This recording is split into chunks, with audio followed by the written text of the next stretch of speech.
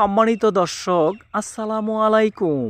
আশা করি আপনারা সকলেই ভালো আছেন। হিট অ্যালার্ট জারি হচ্ছে, মরিচ গাছগুলো ঝিমিয়ে যাচ্ছে, ঢলে পড়ে মারা যাচ্ছে। আমার গাছগুলো সুরক্ষিত থাকবে তো?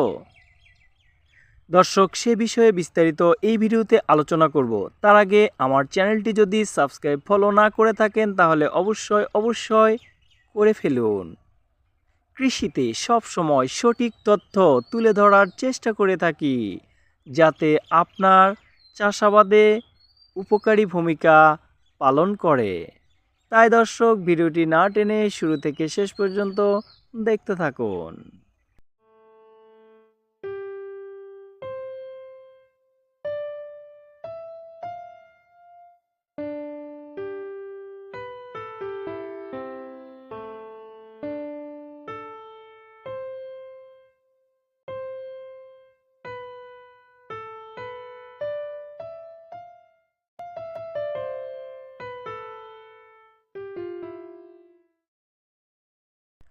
প্রিয় দর্শক, আপনারা ছোট মিয়ার মরিচ ক্ষেতটি দেখছেন। বাস্তব চিত্র আমি আপনাদেরকে দেখানোর চেষ্টা করছি। তো দর্শক, চারিদিকে আপনারা ভিডিও চিত্রে দেখুন, প্রখর রোদ দেখা যাচ্ছে। এখন কিন্তু বিকেল 3:30। দর্শক, এই সময়েও এরকম একটা রোদের তীব্রতা,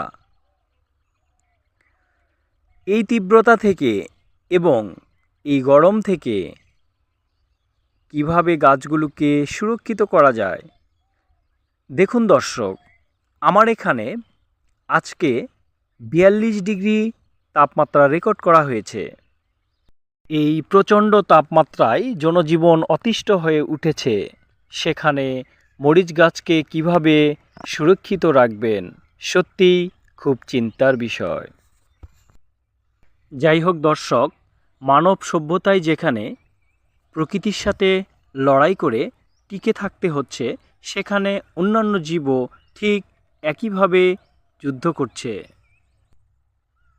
তাই দর্শক, সেখানে প্রত্যেকটা জীব পরিস্থিতির সাথে মোকাবেলা করতে পারে এবং আবহাওয়ার সাথে সেট করে নিতে পারে একটি নির্দিষ্ট সময় অতিবাহিত হওয়ার পর।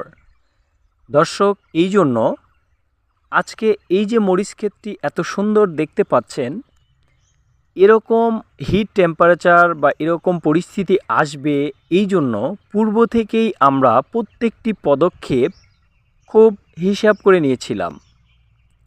আপনারা আজকে যারা ফোন করছেন, বিভিন্ন পরিস্থিতির মোকাবেলা করতে হচ্ছে, গাছগুলো গোড়া পচে যাচ্ছে, ঝিমিয়ে পড়তেছে, স্টক করে মারা যাচ্ছে, কি স্প্রে করব। দর্শক, সত্যি বিষয়গুলো আপনাকে খুব টেনশনে ফেলে দিয়েছে, আপনি ছুটাছুটির মধ্যে পড়ে গেছেন। কিন্তু আজকাল কৃষি বলুন আর যে কোনো প্রজেক্টই বলুন, আপনাকে সমস্ত বিষয়কে চিন্তা করে, পূর্ব থেকে পরিকল্পনা করে এবং অভিজ্ঞতা ও দক্ষতাকে কাজে লাগিয়ে অগ্রসর হতে হবে। আর এখানে প্রযুক্তির ব্যবহার তো করতেই হবে। যেহেতু আপনি বাণিজ্যিকভাবে চাষাবাদ করছেন, তাই দর্শক সবসময় বিষয়গুলো খেয়াল রেখেই চলতে হবে, কারণ এখানে অনেক আর্থিক ক্ষয়ক্ষতির মুখে পড়ে যেতে পারেন। দেখুন, আপনারা ভিডিও চিত্রে যে গাছটির চেহারা দেখছিলেন, আমি গোড়ার অংশটা দেখানোর চেষ্টা করতেছি। লক্ষ্য করে দেখুন দর্শক, আমার সম্পূর্ণ ক্ষেত জুড়ে এরকম 3 থেকে 4টি গাছ মারা গিয়েছে। মারা যাবার কারণ হচ্ছে গাছগুলোতে গোড়া পচা ছিল। দর্শক, আমরা প্রোটেকশান নিয়েছিলাম, তারপরও 2-4টা গাছ মিচিং হয়েছে। মরিচ গাছে মূলত 10 দিনের পরের থেকে 30 দিনের মধ্যে গাছে গোড়া পচা লেগে থাকে। এই বিষয়টি পূর্বে থেকে আমাদের খেয়াল রেখে গোড়া পচার জন্য স্প্রে করে যেতে হবে। দর্শক, আপনারা এখন ভিডিওতে যে জিনিসটি দেখতে পাচ্ছেন খুব খেয়াল করবেন এবং লক্ষ্য করে দেখবেন। আমরা ড্রেন থেকে একটু মাটি ওঠানোর চেষ্টা করলাম। এখানে দেখুন, আমরা সেচ ব্যবস্থাটাকে এমনভাবে দিয়েছি যেন সেচ দেবার একদিন পরে আমাদের ড্রেনের মাটিটা এরকম কাদা কাদা ভাব থাকে।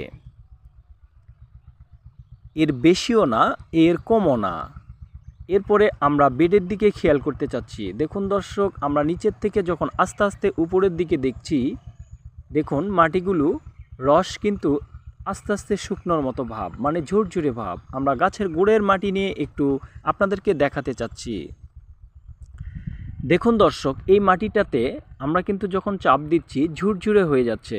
তার মানে আমাদেরকে সেচ ব্যবস্থাটা এমনভাবে এখানে প্রয়োগ করতে হবে যেন ড্রেনের মাটি কাদা কাদা থাকে হালকা, আর গাছের গোড়ের মাটি ভুরভুরে থাকে, মানে যেটা ঝরঝরে ভাব বলে। তো দর্শক, এখানে এই সময়ে সেচ ব্যবস্থাতে অত্যন্ত দক্ষতাকে এবং অভিজ্ঞতাকে কাজে লাগাতে হবে। আপনি এখানে অধিক সেচ যেমন দিতে পারবেন না এবং একেবারে কমও সেচ দিতে পারবেন না।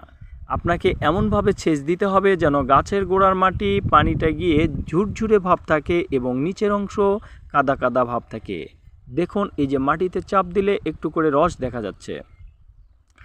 দর্শক, এভাবে আপনারা সেচ প্রদান করবেন এবং সব সময় এখনকার সময়ে মাটিটাকে এভাবে রাখতে হবে দর্শক। তাহলে যেটা হবে, চতুর্দিকে যেহেতু প্রচণ্ড হিট চলছে এবং পানিকে শোষণ করে নিচ্ছে সূর্য, জলীয় বাষ্পরূপে পানি উঠে যাচ্ছে উপরে, তাই আমাদের এই জায়গা থেকে বাঁচতে পানিটাকে সব সময় আমাদের বেশি নিজেকেও পান করতে হবে নিজেকে বাঁচানোর জন্য, এবং গাছকেও আমাদের পানির প্রয়োজনীয়তা সব সময় যোগান দিয়ে যেতে হবে। দর্শক, এই বিষয়গুলি যদি খেয়াল রাখেন তাহলে গাছ অনেকটাই ভালো থাকবে।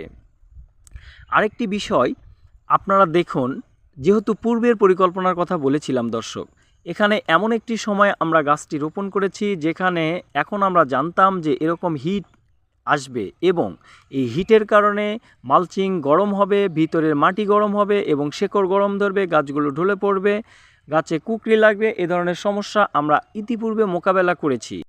তাই দর্শক, আমরা এমন সময় গাছগুলো রোপণ করেছি যেন এই সময়ের মধ্যে গাছগুলো তার নিজের মালচিংয়ে ছায়া দিতে পারে।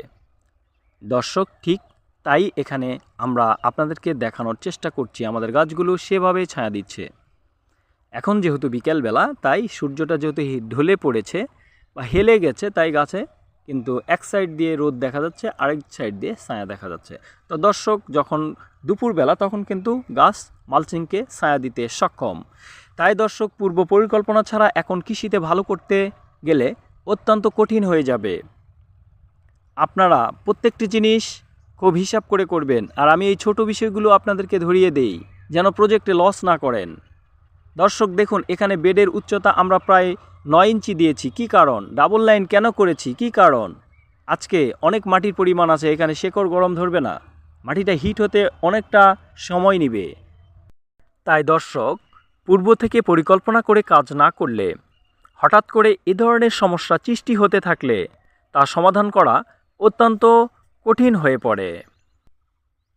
যাই হোক দর্শক, যারা ফোন করছিলেন, যাদের গাছগুলোতে আক্রমণ করেই ফেলেছে, গাছে গোড়া পচা আছে অথবা ঢলে পড়তেছে, এ ধরনের পরিস্থিতিতে আপনারা প্রতি লিটার পানিতে 1 গ্রাম কার্বেন্ডাইজিং মিশিয়ে অ্যামিস্টার টপ অথবা নাটিভোর সাথে স্প্রে করতে পারেন গাছের গোড়ায় এবং গাছে।